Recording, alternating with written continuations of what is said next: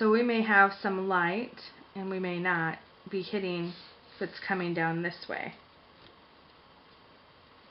Most likeliness, it's not going to be hitting that pumpkin. But just for the sake of coloring, and we left that little spot right here.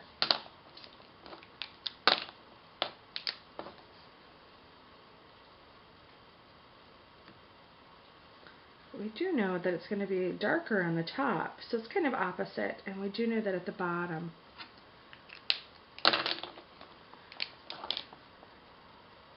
that it's going to be darker.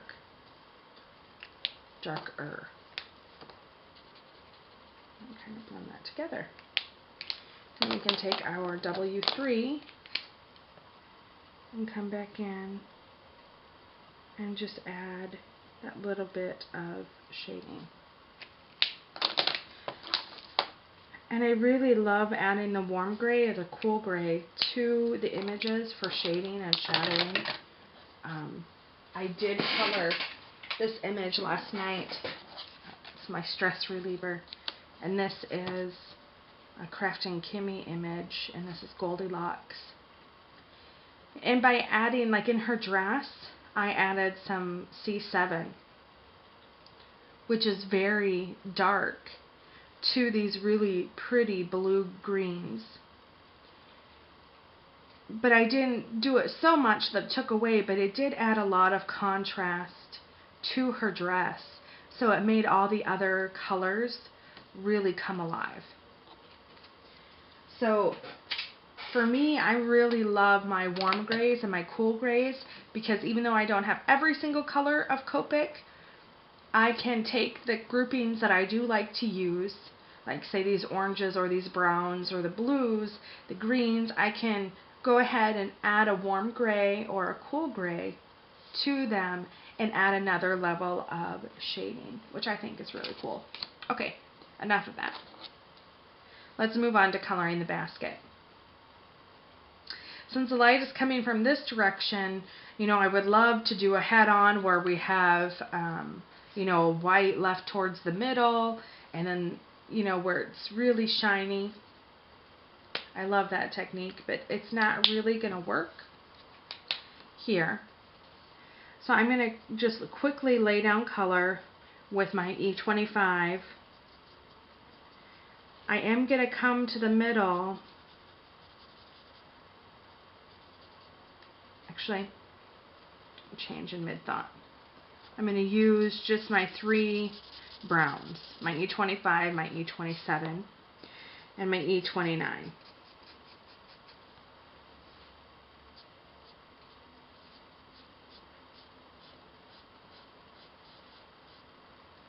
And if you can see here on the image, there's already a shadow in between these slats. So I'm not even going to go in there with my E25. I'm just going to head right to the E27 and then touch it up with the E29 to add even more depth.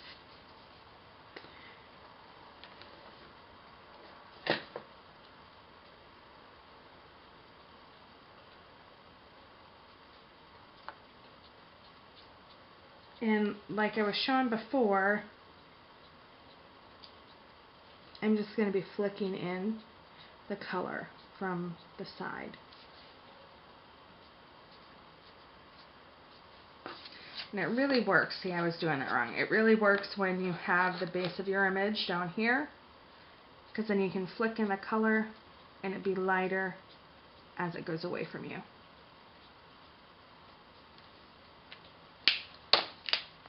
And I'm going to come in and blend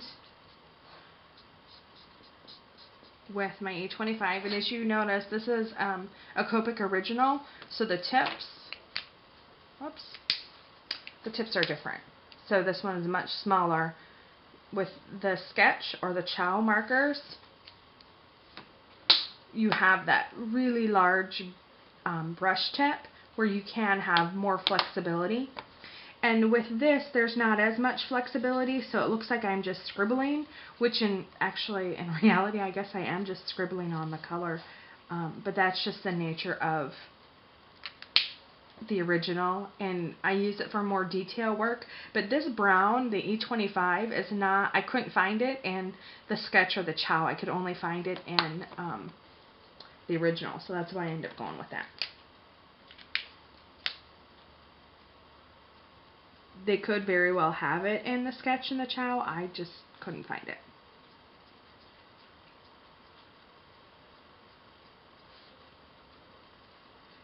I'm adding my darkest color.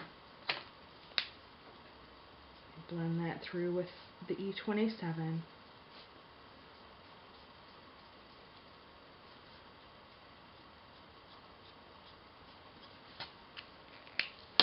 And with the E29 or E25.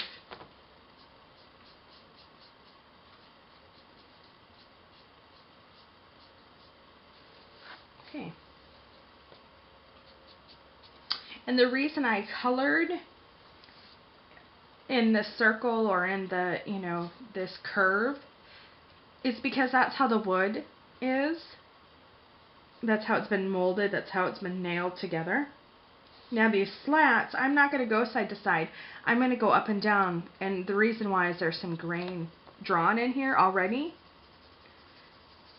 So you do have to think of how, in real life, how that was made. Because if I start doing my strokes this way, back and forth on these slats that have the wood grain going up and down, it would look okay, but it wouldn't look natural, and your eye would catch that something's not right. May not be able to point it out. Everybody may not be able to point it out, but you would definitely know something's not right.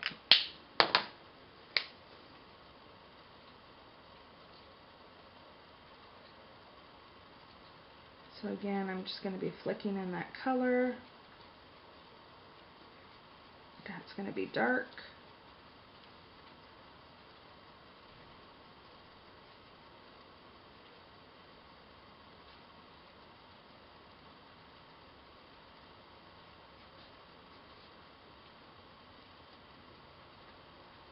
It's going to be dark there.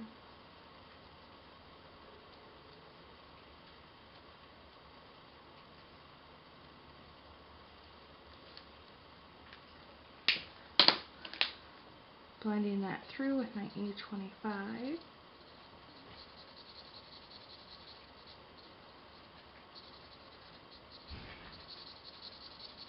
And this is one of my all-time favorites for browns.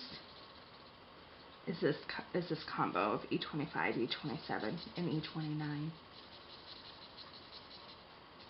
I do like using the E33, throwing that in there for hair, and that little girl that I showed you earlier, Goldilocks, I did do that with her because I really wanted that contrast, especially on the curls,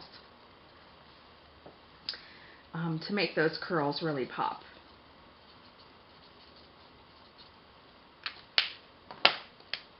So going back in with the E29.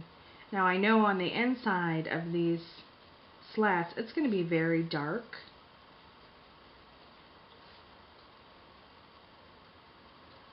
In between those slats. Whereas out here it is going to be dark, but I want to only use this dark brown as a little bit of a highlight.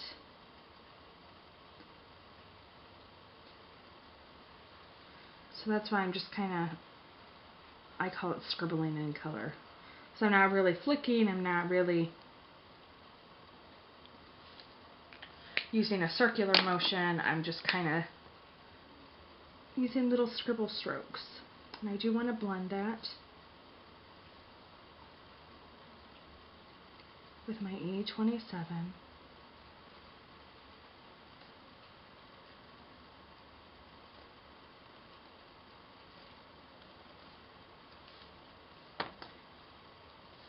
And then come back in and finish it up with